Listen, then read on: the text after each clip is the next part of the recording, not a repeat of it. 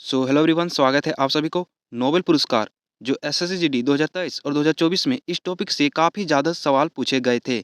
इसलिए 2025 में एसएससीजीडी के लिए ये वाला टॉपिक काफ़ी ज़्यादा इम्पोर्टेंट हो जाता है। इसलिए यदि आप लोग चाहते हैं कि इस टॉपिक में एक भी नंबर कम ना आए, तो इस वीडियो के साथ एंड तक बने रहें। तो बिना देरी करते हुए सीधा चलते हैं टॉपिक की तरफ। तो बात करते हैं नोबेल पुरस्कार की शुरुआत जो 1901 में हुआ था और घोषणा 1900 में हुआ था। यानी एक साल पहले घोषणा हो गया था कि 1901 में नोबेल पुरस्कार दिया जाएगा। लेकिन यह जब इतना बड़ा पुरस्कार दिया जाएगा और किन किन लोगों को दिया जाएगा, इसलिए नोबेल फाउंडेशन की स्थापना होता है 29 जून 1900 ईस्वी में। नोबेल पुरस्कार स्वीडन के वैज्ञानिक अल्फ्रेड नोबेल की याद में दिया जाता है, जो अल्फ्रेड नोबेल की मृत्यु 1896 में हुआ था। अल्फ्रेड नोबेल ने 1867 में डायनामाइट का आविष्कार किया और नोबेल पुरस्कार शुरुआत में 5 क्षेत्रों में दिया जाता था: साहित्य में, चिकित्सा में, शांति और भौतिकी में और रसायन में। लेकिन 1967 में घोषणा हुई कि नोबेल पुरस्कार अब 5 क्षेत्रों में नहीं बल्कि 6 क्षेत्रों में दिया जाएगा, यानी अर्थशास्त्र क्षेत्र में भी दिए जाएंगे नोबेल पुरस्कार। इसलिए 1968 में इसे स्थापित किया गया अर्थशास्त्र क्षेत्र को, और सबसे पहले अर्थशास्त्र के क्षेत्र में 1969 में दिया गया। तो दोस्तों, ये सभी पॉइंट को आपको याद कर लेना जो जो मैं हाईलाइट किया हूँ। प्रत्येक वर्ष अक्टूबर में नोबेल पुरस्कार की घोषणा होती है, यानी किन किन लोगों को दिया जाएगा, इसलिए अक्टूबर में नोबेल पुरस्कार की घोषणा होती है। और ये पुरस्कार प्रत्येक वर्ष को 10 दिसंबर के स्वीडन के स्टॉकहोम शहर में दिए जाते हैं, क्योंकि 10 दिसंबर में अल्फ्रेड नोबेल की मृत्यु हुई थी। लेकिन दोस्तों, शांति का नोबेल पुरस्कार स्वीडन के स्टॉकहोम शहर में नहीं दिया जाता, तो कहाँ दिया जाता है, तो चलिए आगे जानते हैं। शांति का नोबेल पुरस्कार बिना घोषणा के दिया जाता है, और शांति का नोबेल पुरस्कार यानी नॉर्वे की राजधानी ओस्लो में दिया जाता है, ठीक है।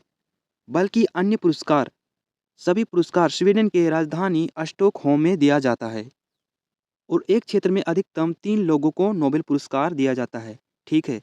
नोबेल पुरस्कार पहली बार 1901 में फ्रेडरिक पेसी और हेनरी डुनेंट को दिया गया था। तो ये वाला पॉइंट आपको जरूर याद कर लेना है, क्योंकि ये एग्जाम में अधिकतर बार रिपीट किया गया है।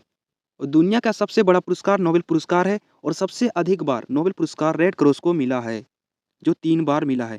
2 बार नोबेल पुरस्कार प्राप्त करने वाले 4 लोग हैं, जिसमें से सबसे पहले है मैरी क्यूरी, जो 2 बार नोबेल पुरस्कार प्राप्त करने वाली पहली महिला, यहाँ तक कि पुरुष में भी पहली बार यानी 2 प्राप्त करने वाली नोबेल पुरस्कार मैरी क्यूरी है। उन्होंने भौतिकी और रसायन विज्ञान में नोबेल पुरस्कार जीता था।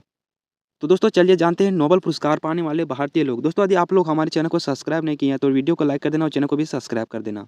तो पहला में बात करते हैं रविंद्रनाथ टैगोर को। रविंद्रनाथ टैगोर को साल 1913 में साहित्य का नोबेल पुरस्कार मिला था। उन्हें यह पुरस्कार उनकी काव्य रचना गीतांजलि के लिए दिया गया था, और रविंद्रनाथ टैगोर नोबेल पुरस्कार पाने वाले पहले भारतीय थे। तो दूसरा में बात करते हैं सर चंद्रशेखर वेंकट रमन को, जिसे शॉर्टकट के नाम से सीवी रमन के भी नाम से भी जाना जाता है। साल 1930 में भौतिकी में नोबेल पुरस्कार मिला था।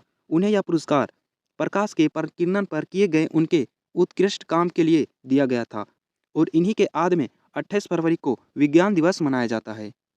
तीसरा में बात करते हैं डॉक्टर हरगोविंद खुराना को 1968 में कृत्रिम जीव संश्लेषण के लिए चिकित्सा के क्षेत्र में नोबेल पुरस्कार मिला था।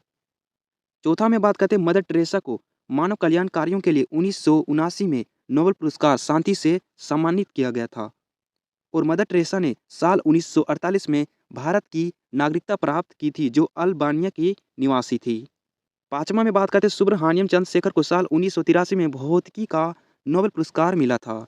छठा में बात करते हैं तो अमर्त्य सेन को 1998 में कल्याणकारी अर्थशास्त्र के लिए नोबेल पुरस्कार मिला था। वी.एस. नयपाल के बारे में बात करते हैं, जो 2001 में साहित्य में नोबेल पुरस्कार मिला था। वेंकट रमन रामकृष्णन के बारे में बात करते हैं, 2009 में रसायन का नोबेल मिला था। और नौमा में बात करते हैं कैलाश सत्यार्थी को 2014 में शांति का पुरस्कार मिला, जो बचपन बचाओ आंदोलन से जुड़े थे। और 10वां में बात करते हैं अभिजीत बनर्जी को 2019 में अर्थशास्त्र के लिए नोबेल मिला था। तो दोस्तों, आज का वीडियो इतना ही। दोस्तों, आज से मैं स्टार्ट करने वाला हूँ एसएसजीडी का इंपॉर्टेंट टॉपिक जो आपके एग्जाम में पूछे जाते हैं, और केवल मैं आपको वही टॉपिक पढ़ाऊंगा जो आपके एग्जाम के लिए इंपॉर्टेंट है। इसलिए यदि आप लोग चाहते हैं कि आपका जीके में अच्छा स्कोर आए, तो इस चैनल के साथ जरूर जुड़ जाएं। तो मिलते हैं नेक्स्ट वीडियो में। थैंक यू, धन्यवाद।